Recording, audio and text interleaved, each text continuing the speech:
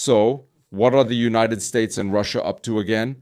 The new Strategic Arms Reduction Treaty Agreement is about to end, and we still don't know what will happen next.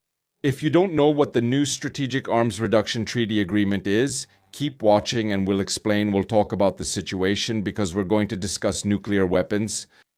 When you look at this little graph here, you can see one thing. That thing is, for example, Russia has 5,459 nuclear weapons. The United States of America has 5,277 nuclear weapons. China has 600, France has 290, and so on and so forth. Altogether, we have about, let's say, 9 countries on this planet that possess nuclear weapons, and that number has grown a bit. However, to make sure that the 2 biggest powers that own nuclear weapons would, let's say, stay calm and not do anything stupid, there was the new Strategic Arms Reduction Treaty Agreement.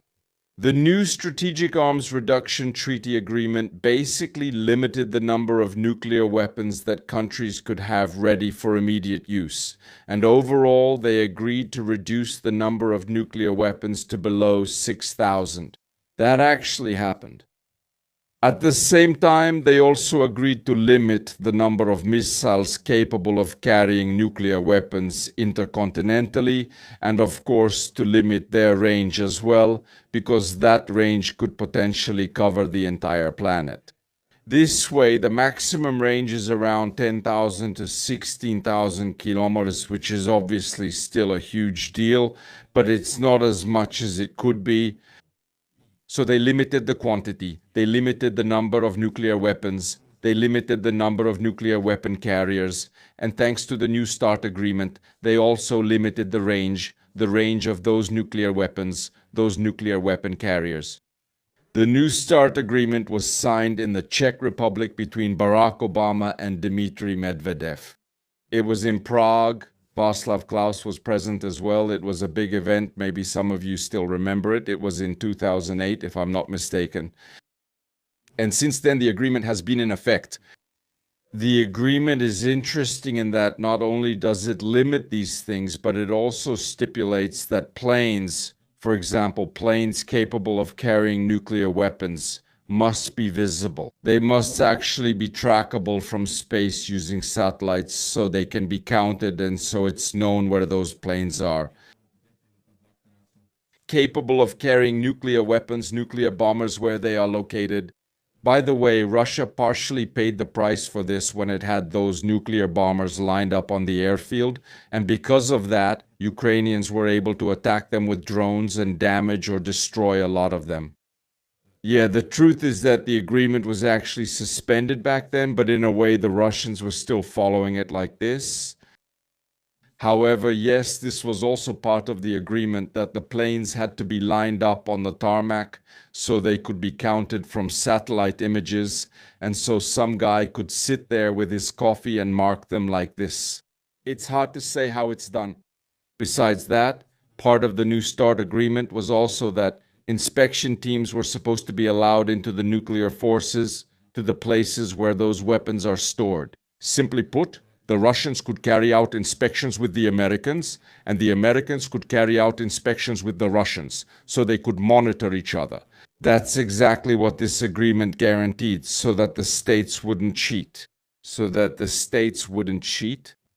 Right now, they have enough nuclear weapons to wipe out life on planet Earth, and they don't need to have so many weapons that they could wipe out life 10 times over.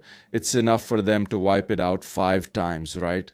So they have enough weapons right now, and increasing the number of nuclear warheads is just one of their last moves. Really, what they care about now is mainly to somehow push Ukraine towards peace, to make sure the Americans don't stand on Ukraine's side, to make sure they stir up Europe with propaganda, and increasing the number of bombs won't help with that, right? Even now, when someone says that Russia will use nuclear weapons, most people just laugh at it like, yeah, right, sure, you're definitely going to use nuclear weapons, absolutely, absolutely.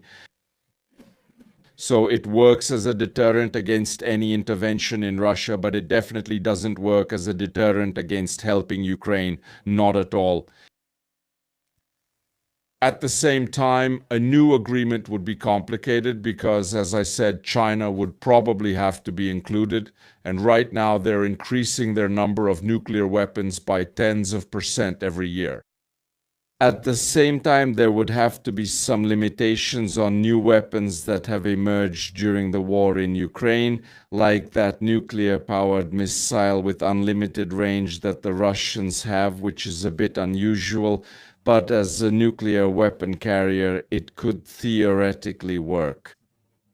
The question here is how such a missile would actually comply with any agreement. Because if the new Strategic Arms Reduction Treaty limits range, and you create a missile with unlimited range that flies as long as it has nuclear fuel, so it could fly, say, 30,000 kilometers or something like that, well, at that point you have to limit it somehow, right? And would the Russians get rid of this missile that can fly infinitely far just to be able to make an agreement with the United States on limiting nuclear weapons when it's already becoming clear that nuclear weapons don't matter that much if we're talking about fighting, about spheres of influence in Ukraine, in Syria, in Iran, and so on? And we're not talking about a direct confrontation.